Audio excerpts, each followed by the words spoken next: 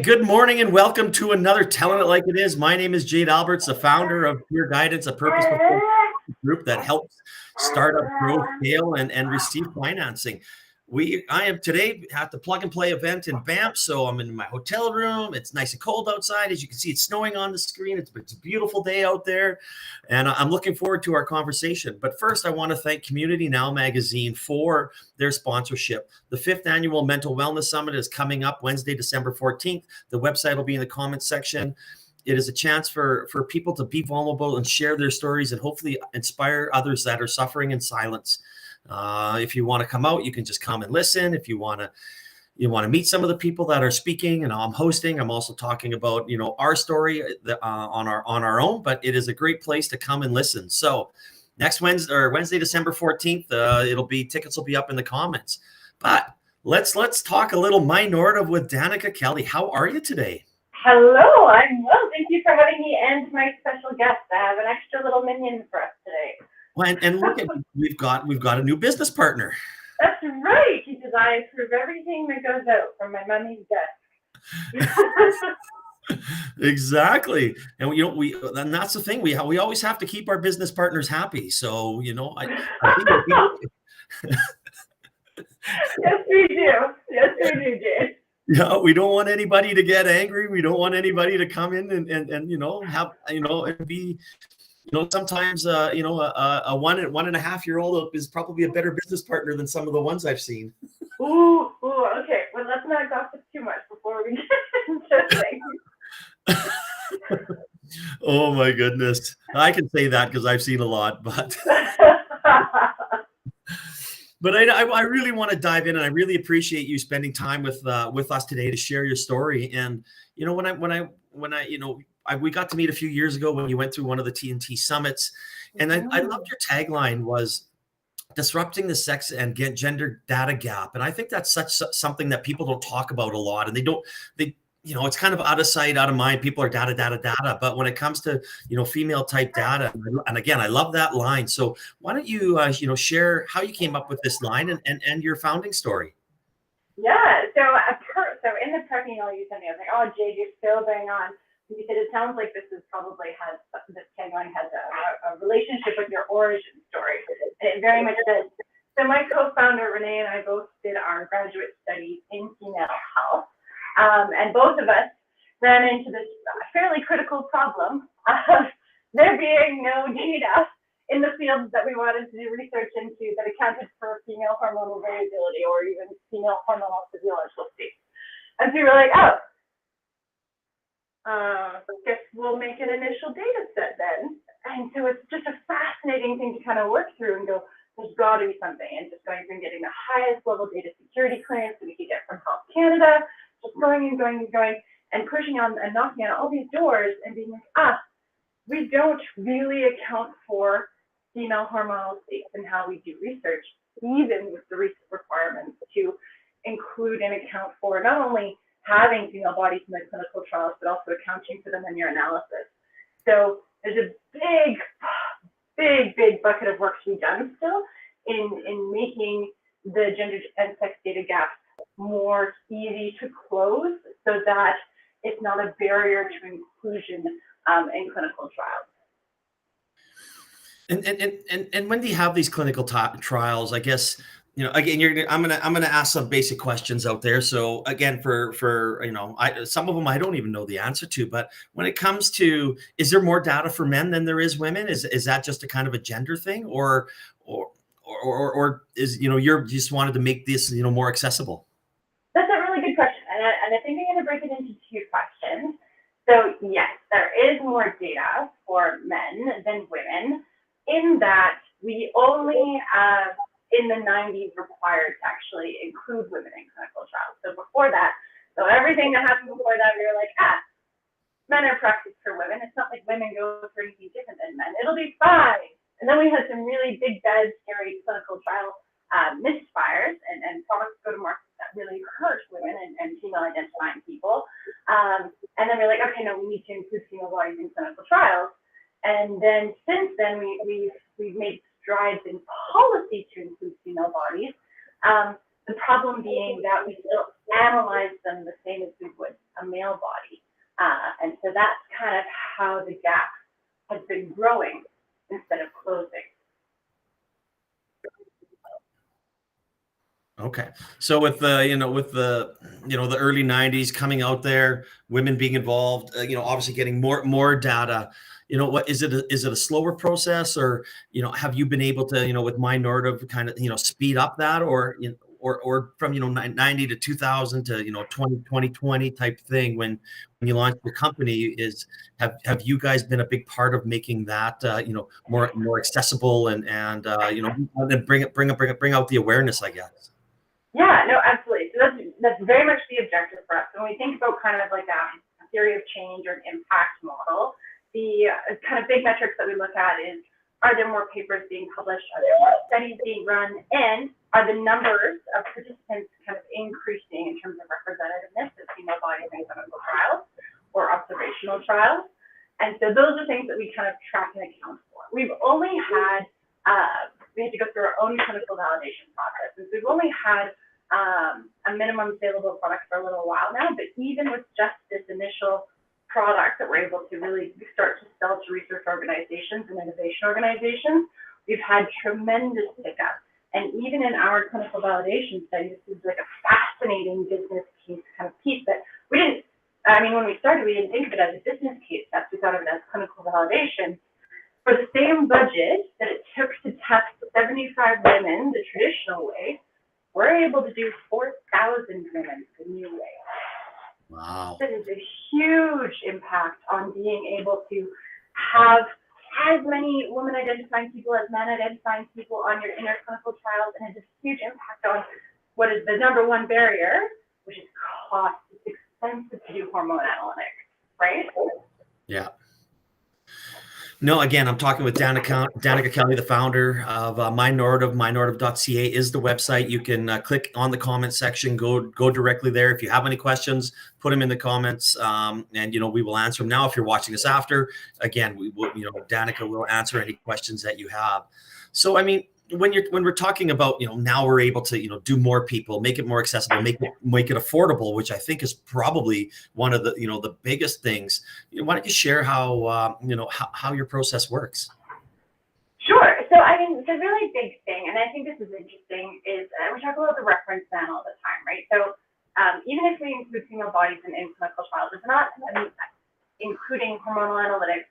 There's no way to really identify why or where an outlier event occurred. And so, if you're going to account for those outlier events hormonally as a possibility as to why that happened, then you need to track that person's menstrual cycle kind of throughout the study that they're involved in, or you need to track their pregnancy throughout the study they're involved in, or their perimenopause with the study, which is a lot of peeing on sticks, salivary swabs, all sorts of kind of events, calendar tracking, journaling things, a ton of stuff. And so My Normative basically came on, and there has to be a way to digitize this process. We know there's lots of symptomatological kind of events. We know what the weaknesses are in the current technology that measures everybody as a reference man. So we can just account for it. Yeah, we got to bring the co-founder back on.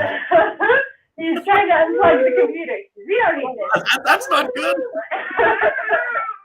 And so we're like, okay, if we can get to a point where, and this is where we are, we can't predict hormonal states yet, but we can identify them digitally.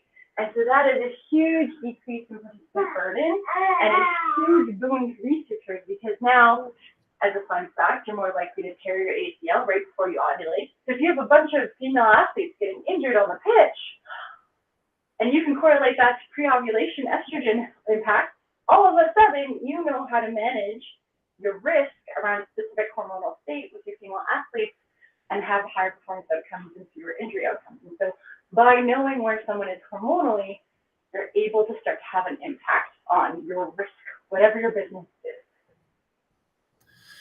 So do you actually, I think that's so interesting. I just, assumed, I didn't really figure that you could zone in on an athlete and really make a difference in their sport and how they contribute. I guess it doesn't matter, track and field, hockey, volleyball. I never thought of that. Isn't it fun? Hormones are fun. Well, I'm sure we're always. I mean, when you're diving into the hormonal data, I mean, what are some of the most interesting data that you've come across? Like, if you're able to kind of share some of that with us while going through this process.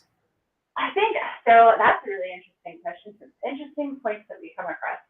I think well, I'll share a personal one that was like a fun learning curve for me. So you know what PMS is, right? You all know what PMS is? Yep. Yeah. We're all told that PMS happens right before you menstruate. Fun fact about my hormones. I don't PMS right before I menstruate. I PMS right after I ovulate. Don't know why. I PMS a whole week early. So I no longer schedule meetings after I ovulate.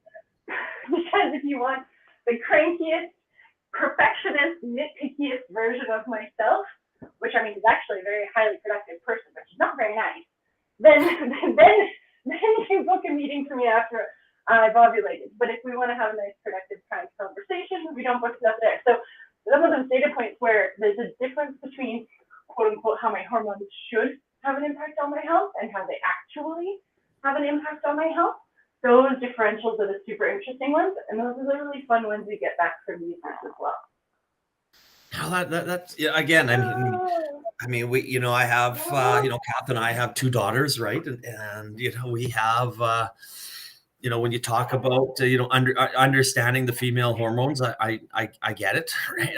I'm there, I live it, and I think it's very, very interesting. I kind of want to dive into the athlete side of things just a little bit, just for my own personal being a sports guy. And if I was at home, you'd see all the jerseys behind me and things like that. How does what My Normative does? How does it take them? Like, is there a percentage that you can attach to understanding the data that they get from your company? Is it able to kind of say, okay, well, maybe I should train less here or train more here, or try and set up certain times where I'm able to kind of, be at my peak performance? That's a really good question. So with My Normative, especially with high performing athletes or competitive athletes, we've really gone out of our way to set up the platform so that we're delivering insights, but not prescription. So we don't tell you not to go do your exercise, or we don't tell you that you're going to have a bad time or whatever it is. You just go to yoga class instead. But what we will say is, if you are feeling bad, and historically you have reported feeling bad, here are some tools to mitigate the bad. That's been really important for us just as a differential, because especially since we have some partnerships with very high performing sport organizations, and the last thing you want to do is go, oh, it's game day, oh, it's the Olympics, don't work out today. Don't compete today. And so there's been this really fine line of educating and giving people tools so that they can understand, I might need a little extra support to be on my A game today, instead of telling them what to do. And that's been a really fine line that we've worked with high performance coaches and national governing bodies for sports to make sure that we're really careful on that line. It would be fine for recreational athletes, I think, to be like, hey, today's not the day. Go chill. But I think there's also that social part of sport, right? Where you're like, oh, you just like text your baseball team for your beer league and go, I'm not coming today. It's going to be a bad day. That's not necessarily the case, right? We don't want to be biodeterministic. We don't want to be like, oh, you've ovulated, therefore your endurance is going to plummet. But what we might say is that we observe that on average, you run less distance and you run it a little bit slower and your heart rate's a bit higher. So it's physically possible for you to run as far and as fast, but it's going to take a little more effort. So it's that sort of line that we're trying to toe, if that makes sense. Oh, absolutely. And it's obviously I don't have any of the female hormones, but I know exactly how it feels. Like, I mean, I get bad pressure headaches when it comes in. And I'll look at the schedule. I'll look 5 days in advance, and I was like, oh shit, like coming on this day, and that I'm like, I'm not going to play squash a day or two before, because I can't. My head hurts, my body hurts, I just can't do it. Like, I'm not there. Like, there's days where I might have to leave the patient and if it's going to be really bad. So I can see how this data can really make a difference in, whether you're a weekend warrior or somebody, an aspiring Olympic athlete. Exactly. Yeah, and I think it's really important when you think about even habit making, right? So if somebody's just trying to make general improvements to their health. There are hormonal points in everyone's life, but especially when we're talking about the female body along the menstruation line, where your reward centers light up really easily. They're like, yes, that felt great. Dopamine response is like, we are good to go. And then there are times when your reward centers don't light up as easily, and you don't get that big like positive reinforcement rush after you establish or do the thing you wanted to do, whether that's exercise or doing a hard thing at work or cleaning your house at the end of the night because you have a little 9-month-old Carol running around and you're like, I just want to clean house. Whatever it is with that's trying to be that habit forming, like you said, high performance or otherwise, we know that your likelihood of success is going to vary across the menstrual cycle if you don't have support and knowledge around how to manage that variability. No, I think so. And before we move on, as I always tell, and when people think that I'm not paying attention, I'm looking down for some reason because I'm in the hotel room. The comments aren't loading, so I have to look at them on my phone here. And I'll tell you, there is a lot of multitasking, a lot of loving the partner on here from Neil and Scott and Nikki Cross and Walter. Thank you. The small business partner is now climbing a giraffe. He's quite happy. I think we should have probably just had a separate camera and had all three of us on and just a little baby cam. Hi. I think it's awesome. So you might have to go look at the comment section after. It's pretty funny. But again, I'm talking with Danika Kelly, the founder of My Normative. If you're more interested in any more information, just click in the website. Click in the comment section. The website is there, and then you'll be able to access. So I guess kind of, now that you're moving forward, your company is, kind of coming out of that phase. So why don't you share maybe what some of your, what's next month for My Normative, but maybe a little more short term, maybe your next, 6 months, and then maybe your, 1 to 5 year goals. Yeah, so those are great questions. So coming up, I actually was just drafting an email about this morning. We have some of our first official kind of big strategic partnerships launching in 2023 that you should absolutely keep an eye out for. Talk about high performance female bodies and the kind of diaspora of female body performance. There's so much going on in 2023 around different projects, some of which you could get involved in, some of which you cannot. There's also a clinical validation study currently going on for one of our algorithms that you can actually join in on, that is being run through the University of Calgary. So you can go check out the Norma study there. That's something that's of interest to you if you just want to really get your hands in on the science. And the other piece that we're kind of doing is a little bit of back-end development. We've had a lot come through on the technical side where there's a lot of access for extra data being able to put in from a third source or extra data being able to come out. And so on the technical side, if you know a ton about back-end information handling and de-identification processes, and you're looking for work, there's probably a conversation to be had. Ooh, well, that's I'm sure there's whether they're watching right now or whether they catch that clip, if not, but hey, I mean, that's what we're all here for, is to make those introductions to people that might be able to help you. There's good companies out there that will be able to work with you on that end.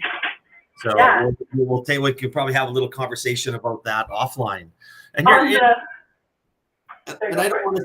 I'm just going to say, don't be scared to say some of those partnerships now if you really want to, blow them up. I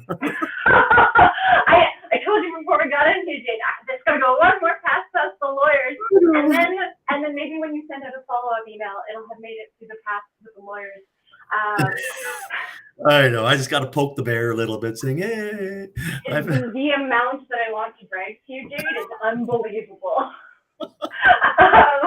And then for the longer term that you're talking about, I think there's a couple of strategic objectives. So, and this is, again, anyone who's listening, I'm mostly not a very scary person, so feel free to reach out. We want to diversify who we serve. That's really important to us. So right now we focused on creating, quote unquote, a baseline for hormonal variability, but the population that's most likely to have a normal amount of that, which is our menstruating population. And what we're looking for next in our diversification strategy is strategic partners across different transitional life stages. So populations like pregnancy, postpartum, perimenopause, menopause. We know that's like a 7-year ordeal hormonally, right? That is defined by how little we know about it and how much work needs to be done to understand that. Oh, did you fall down onto the giraffe? So if you work in that field, or you want to work in that field, and you've got kind of some know-how on how to get there, that's where we're going next. So is that the one thing that I want, is it, so obviously when you probably have to be in that starting the menstruating stage for females to really be, can you do some, can you go as young as maybe 11 or 12 or type year-old girls, or do you want them to be a little older? That's a really good question. So the technology does have the capacity to support really young female bodies. The question kind of in place there, so we actually are working on a potential collaboration with a university to study prepubescence and whether or not we can start to identify and predict markers around the onset of puberty. And so right now, we can't serve that population really well because they're defined by being kind of all over the place in terms of, oh, you got your period, great, and then you got it again 8 months later, right? Like, that's an incredible amount of hormonal variability. But if you want to use it for yourself because you care and you want to know, I don't know how many 11 or 12-year-olds that would include, but then you could use it.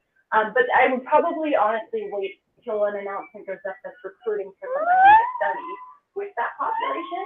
That way, it's not just the My Normative software, it's an entire kind of wraparound service attached to it for that really young audience.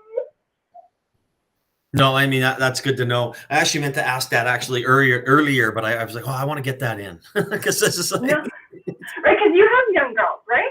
Yeah, I mean, they're 12 and 15, so they're kind of, past that. But I mean, again, I think it was, it's probably good to know for, anybody that's listening out there, right? That maybe has a 10, 11-year-old girl or somebody that's, just about to go through this the process.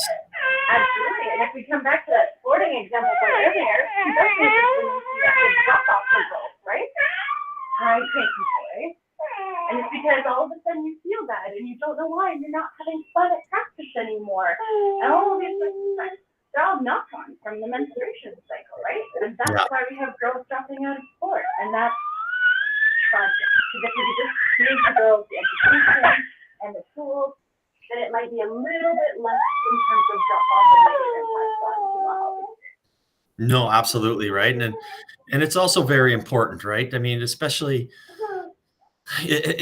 on the education side when they may not understand it and may not get it, and they think that something's wrong with them, and there's really nothing wrong. Like it's just not understanding what's going on, and knowledge, and again, knowledge is power, right? Knowledge is power.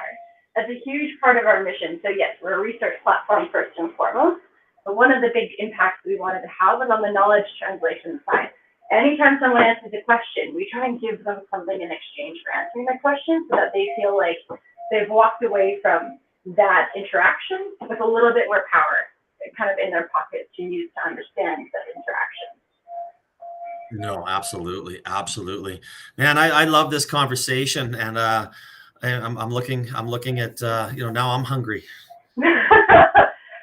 So I want to mention, I think especially as a woman identifying founder, and as a new mom, there's a lot of not great conversations that I've had, and I appreciate the comments that are in support in the chat, because it's tough. Like, it's just a lot of juggling. Well, I'm going to say you're going to definitely, I'm just taking a look at it again here, and I mean, there's a lot of great comments, and you're going to have to go down there from. And again, anytime that people are watching and listening and engaging in these conversations, especially when it comes to such important topics like what you and My Normative are doing. So, kudos to that. Again, making people understand what's going on with their bodies, because it can when people don't understand, they think something's wrong, and then they, maybe they go into a dark place, and then it affects their mental wellness. And I mean, and then it could just, snowball from there. So anytime that we can, make people understand what's going on in their lives, their bodies, I think it's such an important topic. I appreciate the support, and I absolutely agree. And I appreciate your advocacy, and I'm sure your girls do too.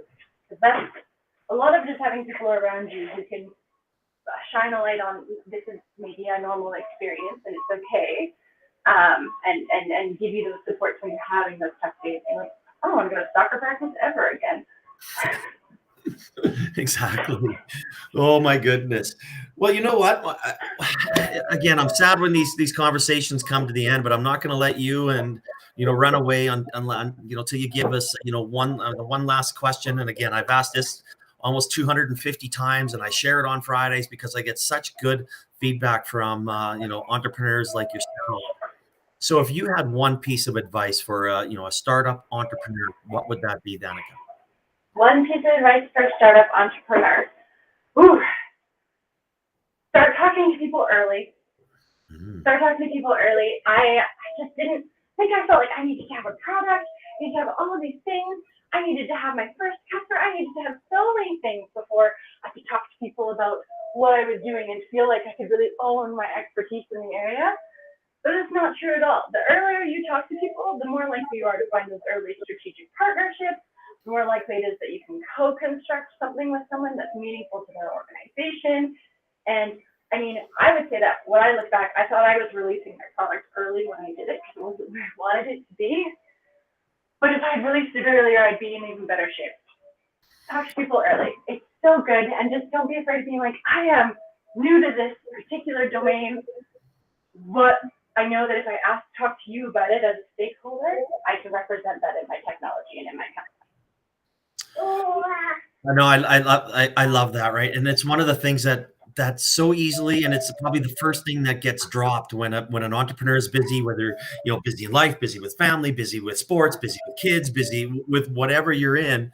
That's getting out there and networking and talking and sharing your stories with people. It's so important, right? It's one of the reasons why I started Founders Coffee, so the people have that safe place to come and talk to other entrepreneurs. And just because you're a tech company doesn't mean you're not having the same problems as a brick and mortar company, right? It's a lot of it is all the same, and having people out in our ecosystem is so collaborative. We were talking about this last night out here in Banff, saying that's exact same thing, that I feel that I can go to anybody in our ecosystem, and if they can't help me, they're going to point me in the right direction.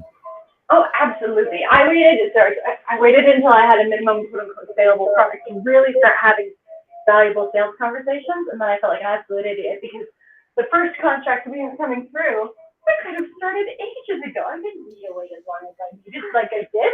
And it's just, don't be afraid. Just talk to people about what you're doing. Be honest about where you are, and if they're willing to meet you where you are and get going, it betters the odds for your company. No, absolutely. And again, I'm so grateful that you were able to come on, share your story. That this is the most impressive interview, not only because of the topic, but having your co-founder and juggling the little man around there, making sure he's happy and answering the questions. You didn't even miss a beat. It was awesome. It's superpower, the postpartum hormonal superpower. Exactly. Again, and for everybody that is listening, if you want more information, just click on My Normative website in the comment section. If you're watching this after and you have some questions, put them in there, tag Danika or myself, so we will answer them. And again, if you are at that point in your life and you are struggling and you want to reach out, the first step is always the hardest. December 15th, Community Now magazine, is hosting our mental wellness event. I'll be there. A lot of my close friends and people that are passionate about making sure that you're not taking this journey alone, or you're not alone.